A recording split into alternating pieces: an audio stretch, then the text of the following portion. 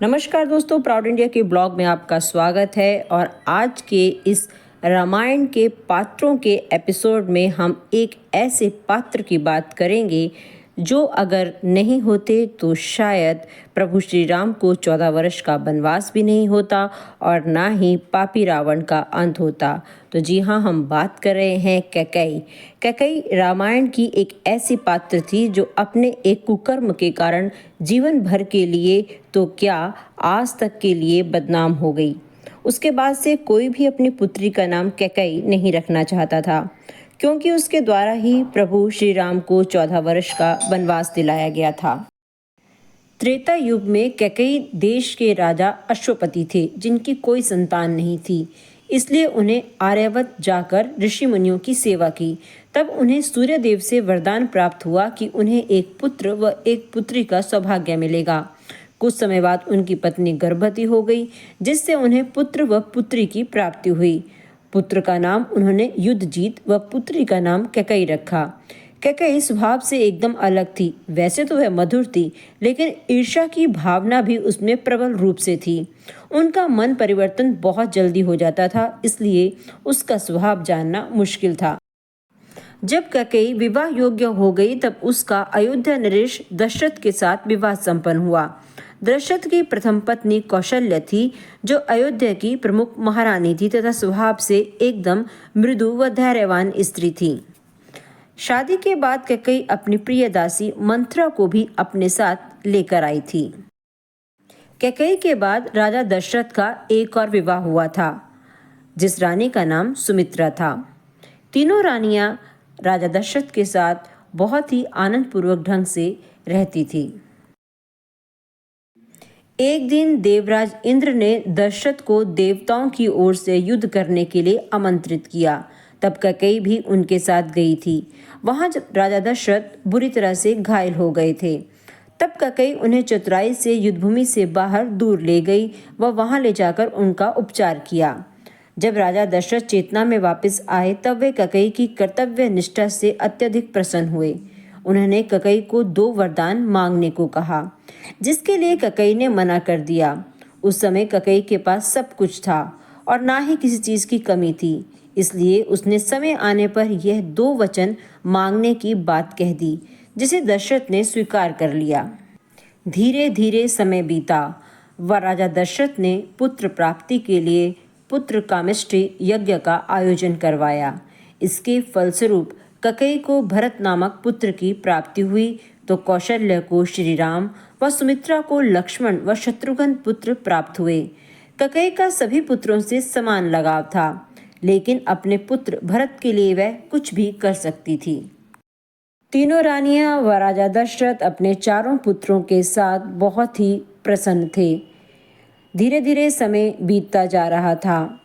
अब समय आ गया था जब 4 राजकुमारों को शिक्षा प्राप्त करने के लिए गुरुकुल में भेजा गया। जब 4 राजकुमार अपनी शिक्षा पूर्ण करके अयोध्या वापस आ गए तब कैकेयी भी बहुत खुश थी।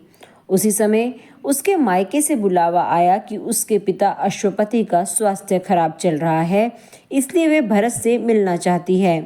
तब कैकेयी ने अपने पुत्र भरत व सुमित्रा के पुत्र शत्रुघ्न को कैकेयी देश भेज दिया। पीछे से राजा दशरथ ने श्री राम के राज्याभिषेक की घोषणा कर दी, जिसको सुनकर कैकेयी भी प्रसन्न थी। दरअसल वर्षों से यह रीति थी कि राजा का सबसे बड़ा पुत्र ही राजा बनता है।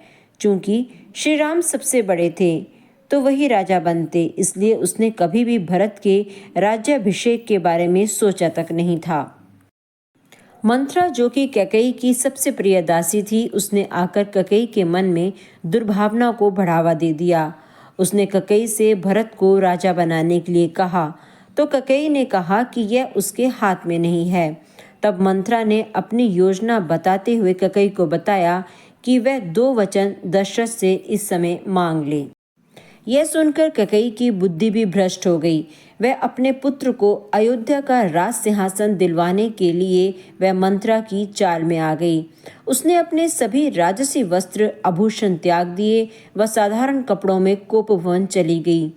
कोपभवन वह होता है जहाँ राजा से रानियां क्रुद्ध होकर चली जाती हैं और उस रात्रि राजा को रानी को मनाने के लिए वहां जाना ही होता है।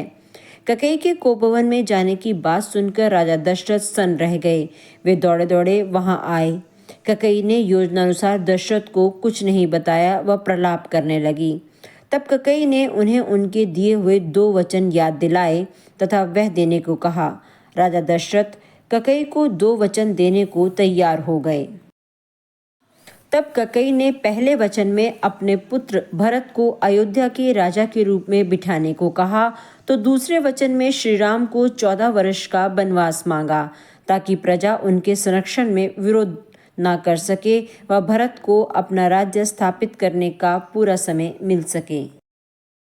ये दोनों वचन सुनते ही दशरथ पागल से हो गए तथा कैकेयी को भला बुरा कहने लगे। उन्होंने कैकेयी से यह वचन वापस लेने के लिए बहुत प्रार्थना की, लेकिन वह नहीं मानी। अंत में जब यह समाचार श्री राम को प्राप्त हुआ तब वे अपने पिता के वचनों का पालन करते हुए वनवास चले गए। उनके साथ उनकी पत्नी सीता व छोटे भाई लक्ष्मण भी वन में गए। श्री राम के वनवास जाने के पश्चात दशरथ कैकेयी को देखकर इतने ज्यादा क्रोधित हो गए थे कि उन्होंने उसे उसी समय त्याग कर दिया और अपनी पत्नी मानने से भी मना कर दिया। इस बात से कैकेयी को कोई अंतर नहीं पड़ा, क्योंकि वह अपने पुत्र भरत को राजा बनाने से ही प्रसन्न थी। कुछ समय के पश्चात राजा दशरथ की अपने पुत्र वियोग में मृत्यु हो गई व कैकेयी विधवा हो गई थी। किंतु वह अपने पुत्र प्रेम व राजनीतिक महत्वाकांक्षा में इतनी अंधी हो चुकी थी कि उसे आगे पीछे का कुछ भी नहीं दिखाई दे रहा था। वह तो बस अपने पुत्र भरत के वापस आने पर उसका राज्याभिषेक करते हुए देखना चाहती थी। दशरथ की मृत्यु के पश्चात कैकेयी देश में भरत व शत्रुघ्न को बुलावा भेजा गया। अभी तक कैकेयी ने जो कुछ किया था वह सब कुछ उसके अनुसार था तथा वह इससे बहुत प्रसन्न थी। जब उसका पुत्र भरत वापस अयोध्या आया तब उसे किसी भी बात का पता नहीं था। भरत पहले किसी और से ना मिले, इसलिए कैकेयी ने मंथरा को उसे सबसे पहले अपने कक्ष में लाने को कहा। भरत जब कैकेयी के कक्ष में आए तब अपनी माँ को विधवा के कपड़ों में देखकर सन्न रह गए थे। कैकेयी ने भरत को एक एक करके सारी घटना बताई व उसके राज्याभिषेक के लिए खुशियां मनाने को कहा। जैसे जैसे भरत ने कैकेयी के मुख से सारी घटना को सुना, उसका क्रोध 7वें आसमान पर पहुंच गया था। अभी तक खुश दिख रही कैकेयी पर अब दुखों का पहाड़ टूटने ही वाला था। भरत यह सब सुनकर कैकेयी पर अत्यधिक क्रोधित हो गया था। तब उसने अपनी माँ के द्वारा स्वयं पर कलंक लगाने का उत्तरदायी बताया। उसने उसी समय अयोध्या का राज सिंहासन ठुकरा दिया व कैकेयी को अपनी माँ मानने से इनकार कर दिया। भरत ने कैकेयी से कहा कि आज के बाद वे उसका त्याग करते हैं तथा अब से जीवन भर उसका मुख नहीं देखेंगे। यह कहकर भरत कौशल्या के कक्ष में चले गए। कैकेयी वहां सन्न खड़ी रह गई। अभी तक जो उसने किया था वह सब कुछ धरा का धरा रह गया। अब उसे एहसास हो रहा था कि उसने मंथरा की बातों में आकर क्या अनर्थ कर दिया है। इसके बाद भरत ने संपूर्ण राज परिवार समेत श्री राम को वापस अयोध्या लेने चित्रकूट जाने का निर्णय किया। वे कैकेयी को साथ नहीं लेकर जा रहे थे, लेकिन कौशल्या के आग्रह पर वे मान गए। वहां पहुंचकर कैकेयी ने श्री राम के सामने अपनी भूल के लिए क्षमा मांगी, लेकिन श्री राम के चरित्र को देखकर द्रवित हो उठी। उसने देखा कि श्री राम के मन में उसके प्रति कोई भी बैर भाव नहीं था। कैकेयी ने सभी के सामने अपने दोनों वचन वापस लेने के लिए तथा उन्हें पुनः अयोध्या लौटने को कहा, किंतु श्री राम ने यह कहते हुए मना कर दिया कि उन्हें दिए वचन केवल उनके पिता ही वापस ले सकते थे, जो कि अब जीवित नहीं हैं। इसलिए उन्हें 14 वर्ष तक वन में ही रहना होगा।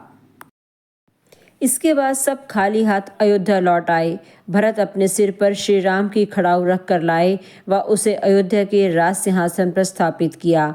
इसी के साथ भरत ने अपने भाई श्री राम की भांति अयोध्या के निकट नंदीग्राम में 14 वर्ष तक एक वनवासी की भांति जीवन बिताने का निर्णय किया। जब कैकेयी ने यह देखा कि वह भी अपनी भूल का प्रायश्चित करने भरत की कुटिया में गई व उससे क्षमा मांगी। उसने भरत से उसके पास ही कुटिया में रहकर प्रायश्चित रहने के लिए विनती की, किंतु भरत ने उसका मुख तक नहीं देखा। वह वापस लौटकर राजसी सुख भोगने को कहा। कैकेयी अब दंड पाने के लिए तड़प रही थी। उसके पुत्र ने उसे बिना दंड दिए उसे यूं ही छोड़ दिया था, जो उसके लिए और भी दुखदायी था। राजमहल में कोई भी उससे बात नहीं करना चाहता था। वह अकेले रहती, वह अपना जीवन यापन करती। जब 14 वर्ष बीत गए तब श्री राम वापस आए। वह कैकेयी को एक आशा की किरण दिखी। वह श्री राम के सामने जाने से बहुत लज्जित थी, लेकिन जब श्री राम ने उन्हें देखा तो उनकी चरण वंदना की। उन्होंने श्री राम से क्षमा मांगी, लेकिन श्री राम ने उन्हें रोक दिया। इसी के साथ श्री राम ने कैकेयी को खोया हुआ मान सम्मान पुनः लौटाया। वह भरत को भी आदेश दिया कि वे कैकेयी के साथ पुनः बात करें। भरत अपने भाई की आज्ञा को ठुकरा न सके। वह कैकेयी को पुनः अपनी माता के रूप में स्वीकार किया। तो दोस्तों, अगर हम रामायण में अगर कैकेयी के चरित्र को देखते हैं तो कैकेयी की एक विमाता के रूप में छवि बनी हुई है। तब भी हम यह जानते हैं कि कैकेयी के अलावा किसी में सामर्थ्य नहीं था कि वह राम को वनवास भेजकर रावण के काल का कारण बने। कैकेयी के अगर दूसरे पहलू को देखा जाए तो कैकेयी को उस समय की एक स्वाभिमानी, आत्मनिर्भर और स्वावलंबी स्त्री के रूप में चित्रित किया गया है। कैकेयी अर्थात स्त्री सम्मान का प्रतीक, कैकेयी अर्थात स्त्री भागीदारी का प्रतीक, कैकेयी अर्थात दृढ़ संकल्प शक्ति का प्रतीक है। कैकेयी अर्थात वह स्त्री जिसने राम को माँ से भी बढ़कर प्रेम दिया, उनके चरित्र को गढ़ा और उसी सर्वप्रिय राम को वन भेज दिया। एक स्त्री जिसने भरत जैसे पुत्र का निर्माण किया, उसे वह संस्कार दिए कि अपने भाई के पीछे अपने प्राण तक की चिंता न करे। उस स्त्री की अंतर्दशा शायद वही जान सकती थी। तो दोस्तों, अगर माता कैकेयी ना होती तो शायद रामायण भी पूर्ण नहीं हो सकता था। माता कैकेयी के वे 2 वचन ही श्री राम की वनवास का कारण बने। तो दोस्तों, आपको मेरा ये छोटा सा ब्लॉग माता कैकेयी का कैसा लगा? अगर अच्छा लगा है तो लाइक और शेयर जरूर कीजिएगा। मैं फिर हाजिर होंगी रामायण के एक नए पात्र के साथ। तब तक के लिए मेरे ब्लॉग को अंत तक जरूर देखिएगा। जय श्री राम।